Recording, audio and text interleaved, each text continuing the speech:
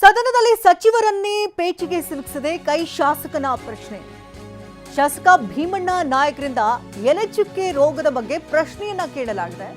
ಉತ್ತರ ಕನ್ನಡ ಜಿಲ್ಲೆಯಲ್ಲಿ ಅಡಿಕೆ ಬೆಳೆಗೆ ಅಂಟಿರುವಂತಹ ಎಲೆಚುಕ್ಕೆ ರೋಗ ಅದು.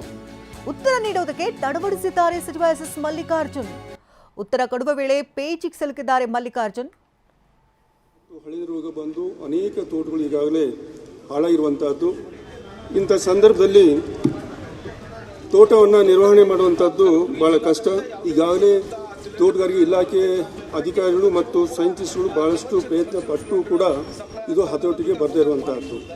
ಇಂಥ ಸಂದರ್ಭದಲ್ಲಿ ನಮ್ಮ ಕಾರವಾರ ಜಿಲ್ಲೆಯಲ್ಲಿ ಮತ್ತು ನನ್ನ ಸಿರ್ಸಿ ಸಿದ್ದಾಪುರ ಕ್ಷೇತ್ರದಲ್ಲಿ ಸುಮಾರು 20,000 ಹೆಕ್ಟೇರಲ್ಲಿ ಸುಮಾರು 15,000 ರೈತರು ಬಹಳ ಸಂಕಷ್ಟದಲ್ಲಿ ಇರ್ತಕ್ಕಂಥದ್ದು.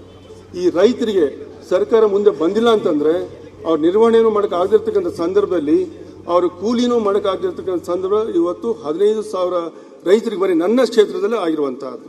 ಹೀಗೆ ಇಂಥ ಸಂದರ್ಭದಲ್ಲಿ ಅಂಥ ರೈತರಿಗೆ ಶಕ್ತಿಯನ್ನು ತುಂಬುವಂಥದ್ದು, ಆರ್ಥಿಕ ಶಕ್ತಿಯನ್ನು ತುಂಬತಕ್ಕಂಥ ಕೆಲಸ ಇವತ್ತು ಸರ್ಕಾರ ಮಾಡಬೇಕು ಅಂತ ವಿನಂತಿಯನ್ನು ಮಾಡ್ಕೊಳ್ಳೋದಕ್ಕೆ ಬಯಸ್ತೀನಿ ನಾನು. ಸಾಕಷ್ಟು ಅನುದಾನವನ್ನು ಸರ್ಕಾರ ಈ ಸತಿ ಬಡ್ಜೆಟ್ನಲ್ಲಿ ಕೊಟ್ಟಿದ್ದೀವಿ. ರಿಸರ್ಚ್ ಮಾಡಲಿಕ್ಕೆ ಈ ವರ್ಷ ಒಂದು 10 ಕೋಟಿ ರೂಪಾಯಿ ಅನುದಾನದಲ್ಲಿ ಮಾಡಲಿಕ್ಕೆ ನಾವು ಪ್ರಾರಂಭ ಮಾಡಿದ್ದೀವಿ.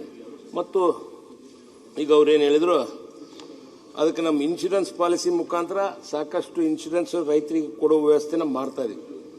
ಆ ನಿಟ್ಟಿನಲ್ಲಿ ಮತ್ತು ಮುಖ್ಯವಾಗಿ ಅವರು ಸಾಕಷ್ಟು ಜನ ರೈತರಿಗೆ ಸಾಕಷ್ಟು ತೊಂದರೆಗಳಾಗಿದ್ದವು. ಅದಕ್ಕೆ ಸಾಲದ ವ್ಯವಸ್ಥೆ, ಸಾಲ ತೀರಿಸಲಿಕ್ಕೆ ಏನಾಗಬೇಕು ಅದನ್ನ ಬಗ್ಗೆ ಕ್ರಮ ತೆಗೆದುಕೊಳ್ಳ್ರಿ ಎಂದಿದ್ದಾರೆ. ನಮ್ಮ ಬ್ಯಾಂಕ್ ಮುಖಾಂತರ ಮಾಡಬೇಕು. ನಮ್ಮ ಇಲಾಖೆಯಲ್ಲಿ ಅದ್ರ ಬಗ್ಗೆ ಅಷ್ಟು ಇದಿಲ್ಲ. ಅದಕ್ಕೆ ಬ್ಯಾಂಕ್ನವ್ರಿಗೆ ಏನಾಗಬೇಕು ಅದನ್ನು ನಾನು ಈ ಅಪೆಕ್ಸ್ ಬ್ಯಾಂಕ್ ಆಗಿರ್ಬೋದು, ಸೊಸೈಟಿಗಳಾಗಿರ್ಬೋದು, ಅವರು ಸಾಲ ಮನ್ನಾ ಮಾಡೋದು. ಆ ನಿಟ್ಟಿನಲ್ಲಿ ಅವರು ಕೇಳಿರೋ ಪ್ರಶ್ನೆಗೆ ನಾನು ಇದನ್ನು ಪ್ರಸ್ತಾವನೆಯನ್ನು ಕಳಿಸ್ಕೊಡ್ತೀನಿ.